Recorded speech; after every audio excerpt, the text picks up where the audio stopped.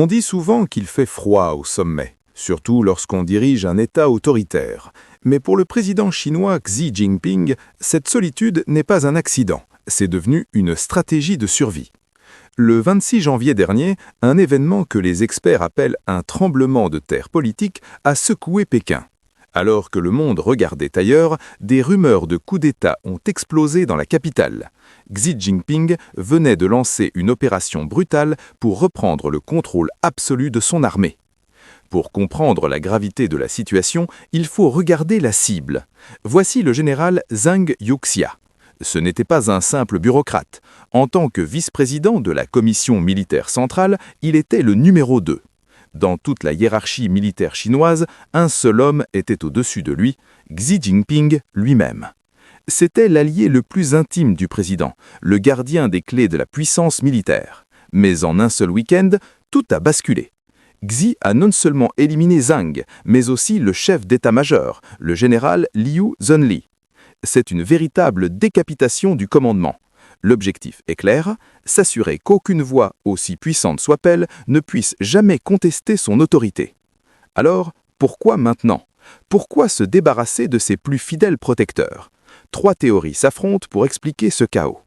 La première, c'est la version officielle, la corruption. Le parti invoque des enquêtes pour pot de vin.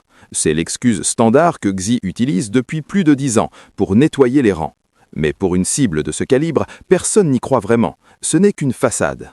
La deuxième théorie est beaucoup plus sensationnelle. Selon des rumeurs relayées par le Wall Street Journal, Zhang aurait été accusé d'avoir divulgué des secrets nucléaires aux États-Unis. Imaginez, le plus haut général chinois vendant les codes de l'arsenal nucléaire à l'ennemi américain.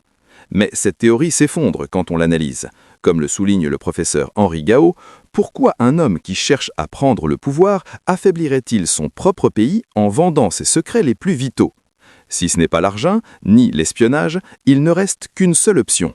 La réalité est probablement bien plus effrayante pour Xi Jinping que des secrets vendus. C'est la menace de l'intérieur. De nombreux analystes sont désormais convaincus qu'une tentative de coup d'État était en préparation. Les preuves sont cachées dans les mots. Les communiqués officiels accusent les généraux d'avoir sérieusement piétiné le système et créé des toxines idéologiques. En langage communiste, cela ne veut dire qu'une chose, refus d'obéir aux ordres directs de Xi Jinping.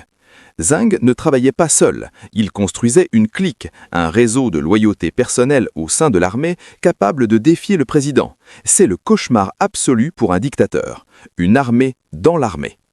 Selon des sources dissidentes, leur plan était audacieux, mobiliser les troupes sous la bannière patriotique de sauver le parti et la nation pour écarter Xi. Ils ont été trahis et neutralisés juste avant de passer à l'action. Xi a survécu, il a décapité son propre commandement pour sauver sa peau. Le président est sauf, mais la confiance est morte. Et cela nous mène à un paradoxe dangereux. Bienvenue dans la deuxième phase de cette crise, la paralysie.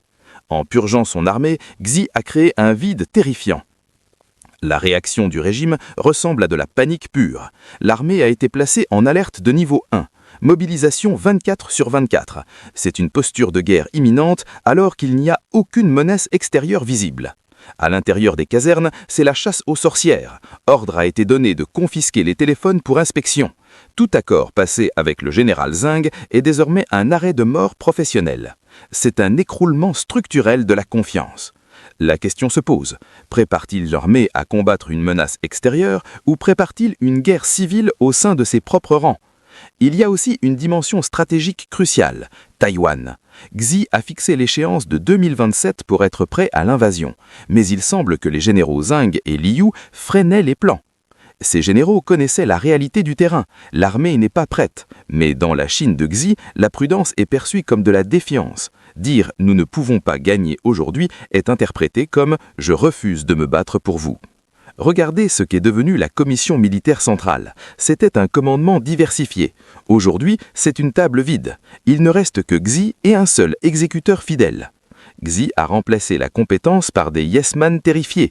Le risque est immense. 2 millions d'hommes dirigés par un seul homme, isolé et paranoïaque, qui ne reçoit plus que les informations qui lui plaisent. C'est l'ironie tragique du pouvoir absolu.